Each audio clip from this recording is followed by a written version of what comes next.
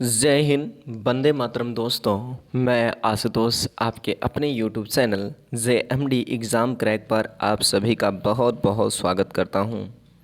जैसा कि आप सभी जानते हैं, हम बिहार सुपर टीटी के लिए कुछ प्रश्नों की श्रृंखला लेकर हाजिर हुए हैं। उसी प्रश्नों की श्रृंखला पर डिस्कस करेंगे हम सुपर 20 के बारे में। आइए पहले प्रश्न के बारे में डिस्कस करते हैं। कह रहा, व्याख्या द्वारा शिक्षक जब शिक्षार्थियों को विषय वस्तु की जानकारी देता है तब यह विधि क्या कहलाती है? प्रश्नोत्तरी विधि, प्रदर्शन विधि, प्रयोगशाला विधि, व्याख्या विधि। देखिए, अगर व्याख्यान दे रहा है तो स्वाभाविक है, व्याख्या दे रहा है तो व्याख्यान विधि होगी। आइए इन सबको बात समझते हैं। अगर प्रश्न पूछने से अगर वो देता है, प्रश्न उत्तर के हिसाब से अगर प्रश्नों का जवाब देता है तो वो प्रश्नोत्तरी विधि होगी। प्रदर्शनी विधि यानी प्रयोगशाला विधि क्या होती है? जैसे प्रयोगशाला में किसी कार्य को करा कर आपको अगर जानकारी देता है तो वो प्रयोगशाला हो जाएगी। प्रदर्शनी किसी चीज़ को दिखा कर, जैसे मैप या चार्ट दिखा करके अगर कोई करता है तो वो क्या कर लेगी? प्रदर्शनी विधि। उम्मीद करते हैं सारी चीज़ समझ में आ गई होगी। अगली बात आती है, स्कैनर ने अपने सक्रिय अनुबंधन का सिद्धांत किस पर दिया? क्या सफ़ेद चूहे पर, बिल्ली पर, या बनमानुष पर, या बंदरों पर? तो आप सभी लोग जानते हो, स्कैनर ने ने अपना सक्रिय अनुबंधन दिया वो चूहे पर दिया। किस पर? चूहे पर। और बिल्ली आप सब लोग जानते हो थानडाइक की है। किसकी है आपको पता है? थानडाइक की।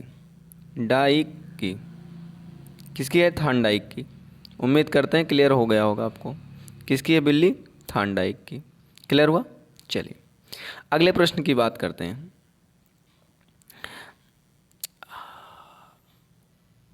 अगले प्रश्न कह रहा है, अधिगम के संदर्भ में कौन सा विकल्प सही है? क्या व्यवहार में अस्थायित्व, व्यवहार में परिवर्तन, या बुद्ध लब्धि में गिरावट, या इनमें से कोई नहीं? आप जानते हो अधिगम का अर्थ होता है व्यवहार में परिवर्तन। अब परिवर्तन अस्थायी हो सकता नहीं हो सकता ये नहीं जानते। बुद्धि में गिरावट तो अधिगम हो ही नहीं सकती। तो ये दोनों कट गया तो बचा क्या है? व्यवहार में परिवर्तन ही क्या कहलाता है? अधिगम कहलाता है। अगला प्रश्न है, औपचारिक शिक्षा के संदर्भ में कौन सा विकल्प सही है? क्या नैतिक शिक्षा, सामाजिक शिक्षा, द्वेष की भावना, या संस्कृतियों का स्थानांतरण? औपचारिक शिक्षा का मतलब सीधा सीधा उद्देश्य होगा द्वेष भावना का विकास। द्वेष भावना का विकास, यही उपयुक्त विकल्प सही निकलेगा और कोई नहीं। अगला प्रश्न पूछ रहा है, कह रहा है, दूरवर्ती शिक्षा की मुख्य विशेषता क्या है? क्या सुसंगठित प्रणाली, या व्यवस्थित प्रणाली, या लचीलापन प्रणाली, या उपरोक्त समय? देखिए, दूरदर्शी शिक्षा अगर कोई बैठ के जैसे हम और आप हम ही पढ़ा रहे हैं तो एक सुसंगठित प्रणाली हो चाहिए, और एक व्यवस्थित प्रणाली होनी चाहिए, और एक लचीलापन ऐसा होना चाहिए कि आपको अच्छी तरीके से मेरी बातें समझ में आ जाए। इनमें तीनों चीज़ें होनी चाहिए इसमें। तो यानी आपका विकल्प नंबर ये सभी सही हो जाएगा। आइए अगले प्रश्न की बात करते हैं और समझने का प्रयास करते हैं एक एक करके। अब ये प्रश्नों की श्रृंखला है, आप बताइए हमें प्रश्नों की श्रृंखला कैसी लग रही है। आइए अगले प्रश्न की बात करते हैं हम। और कह रहा है, भारत में समावेशी शिक्षा किस देश से ली गई है? क्या अमेरिका से, क्या ऑस्ट्रेलिया से, क्या कनाडा से, क्या दक्षिणी सूडान से? तो आप सभी लोग जानते हैं ये कहाँ से ली गई है? ये ली गई है अमेरिका से। कहाँ से ली गई है? अमेरिका से। समावेशी शिक्षा का प्रावधान अमेरिका से लिया गया। अगला इम्पोर्टेंट प्रश्न आता है, कह रहा, वुड्स डिस्पैच को क्या कहा जाता है? क्या शिक्षा का मैग्ना कार्टा, शिक्षा का काम, अंग्रेजी शिक्षा की नींव, या इनमें से कोई नहीं? तो आप जानते हो वुड डिस्पैच को शिक्षा का मैग्ना कार्टा के नाम से जाना जाता है। क्या जाना जाता है? शिक्षा का मैग्ना कार्टा के नाम से जाना जाता है। अगले प्रश्न की बात कर रहे हूँ, शैक्षिक मूल्यांकन के उपकरण क्या हैं? अनुदेशन, शिक्षण, साक्षात्कार, इनमें से सभी? तो आप सभी लोग जानते हो शैक्षिक मूल्यांकन में कैसे होगा। पहले तो साक्षात्कार होगा, पूछा जाएगा, फिर शिक्षण कराया जाएगा यार पढ़ा सकते हो कि नहीं, फिर अनुदेशन भी होगा।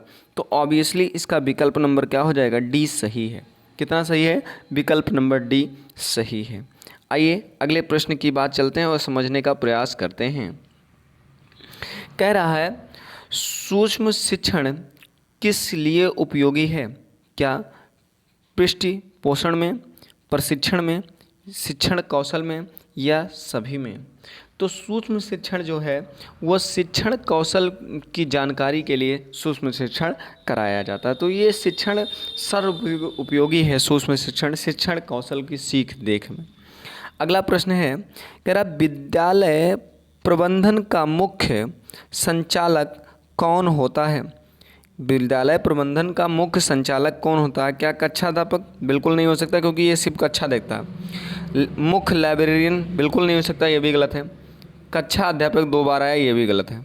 तो आप जानते हो विद्यालय का प्रबंधन का मुख्य संचालक जो होता है वो प्रधानाध्यापक होता है। इसी के अंतर्गत रहते हुए हर व्यक्ति क्या करते हैं, समझते और जानने का प्रयास करते हैं। आइए अगले प्रश्नों की बात करते हैं और चलते हैं अगले प्रश्न के बारे में। क्वेश्चन नंबर 91 की बात करते हैं।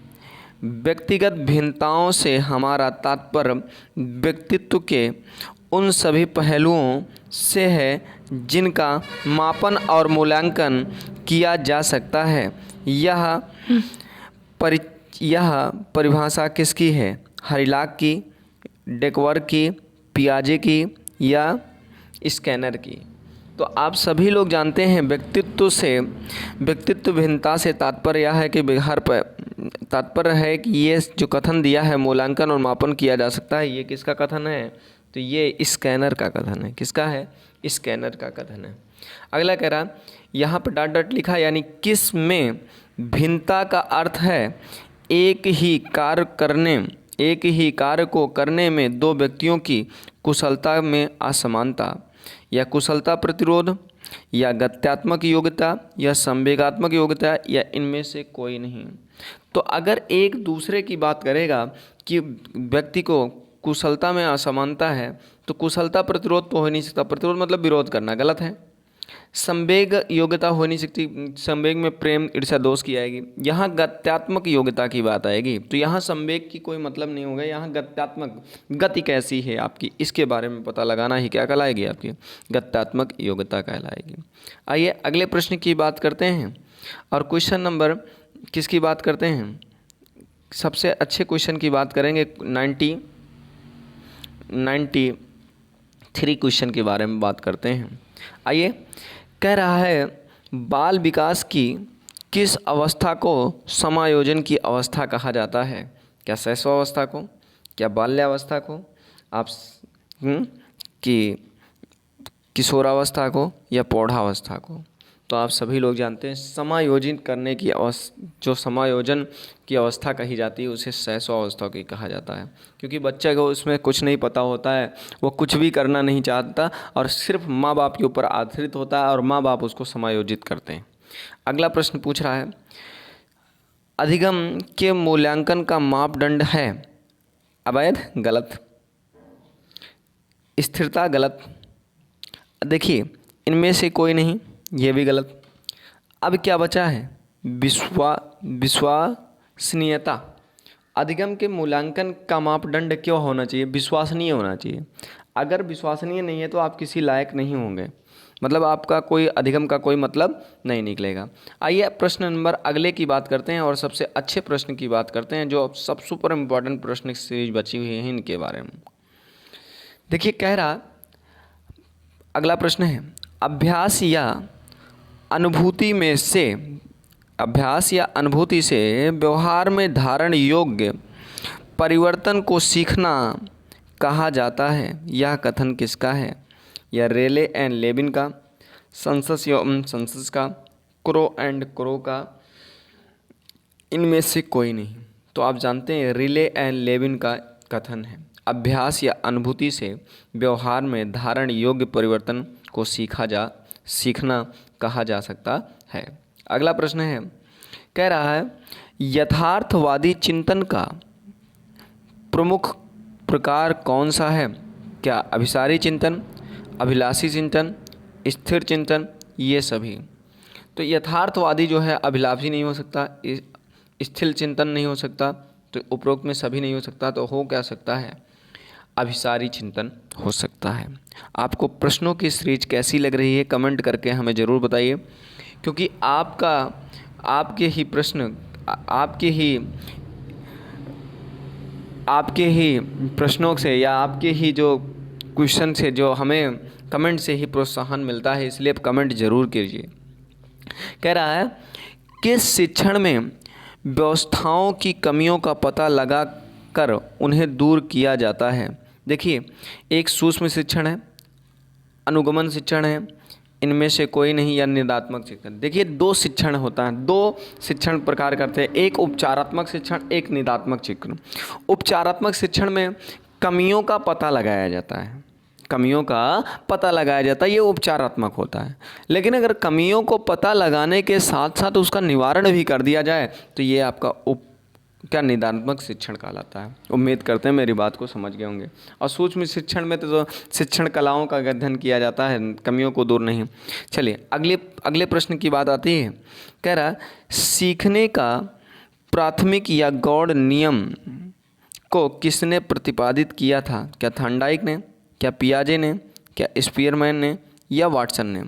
तो थॉर्नडाइक ने, देखिए थॉर्नडाइक ने 3 नियम प्रमुख प्राथमिक दिए थे और गौड़ 6 नियम दिए थे, और ये देने वाले कौन थे? थॉर्नडाइक। और थॉर्नडाइक जानते हो आपने, ये जो दिया था ये किस पर खोज किए थे? बिल्ली पर खोया था। और पियाजे ने, आपको पता है किस पर खोज किया था? तो आपको पता है पियाजे ने बच्चे पर बात की थी, यानी बच्चे की अवस्थाओं के बारे में बताया था।